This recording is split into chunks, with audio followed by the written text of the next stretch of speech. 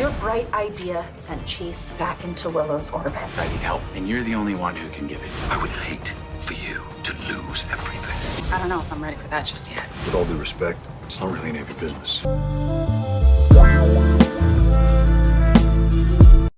General Hospital preview and spoilers for Tuesday, March 31st, 2026 suggest that deep-seated secrets, fragile alliances, and high-stakes ultimatums will dominate the canvas.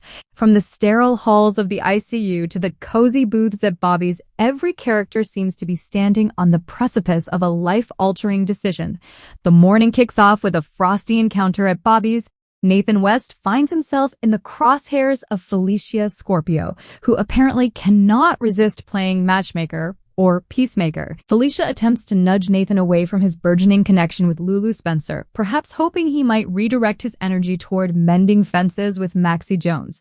However, Nathan is in no mood for unsolicited life coaching. He firmly establishes a boundary, reminding Felicia that his romantic entanglements are strictly his own business. Just as the air becomes thick with discomfort, Nathan's phone pings with a cryptic message. The urgency of the text sends him bolting from the diner, leaving a trail of questions in his wake. Rumors are swirling that Nathan is being coerced into serving as a mole for the dangerous Jen Sidwell. If Nathan is indeed a reluctant police informant for the underworld, this meeting could be about the investigation into Marco Rios's demise. Sidwell is not the type to ask nicely, and Nathan may soon find himself trapped between his badge and a bullet. Speaking of Jen Sidwell, the villainous mastermind is busy tightening his leash on Jordan Ashford. Sidwell isn't interested in excuses, he wants results.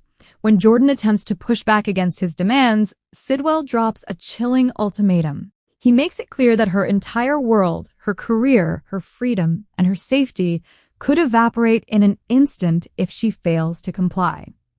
Jordan is left visibly rattled, realizing that her partnership with Sidwell has turned into a prison of her own making.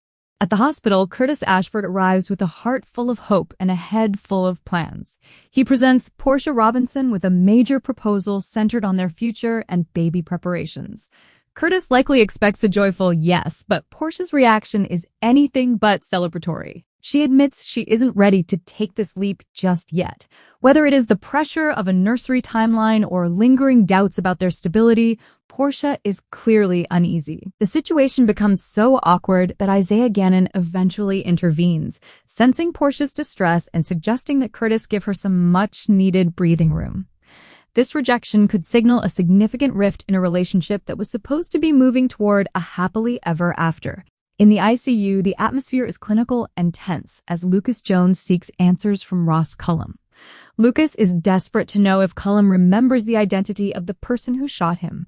While Cullum might initially claim his memory is a fog, the real danger lies in what he says once he recovers.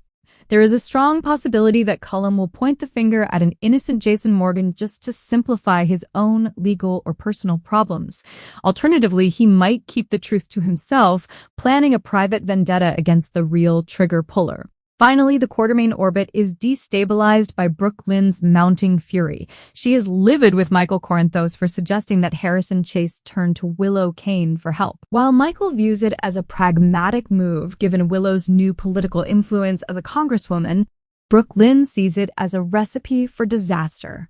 Chase, desperate to secure foster parent status for little Phoebe, ignores the red flags and implores Willow for her assistance. Willow, feeling a sense of debt toward Chase for his past support during her trial, seems ready to jump into the fray. Brook Lynn fears that just one favor will lead to Chase being sucked back into Willow's chaotic world, potentially destroying their own domestic peace. Michael's reminder that Phoebe's welfare comes first does little to soothe Brook Lynn's premonition of incoming heartbreak. As the pieces shift on the board, Port Charles remains a town where one wrong move can cost you everything.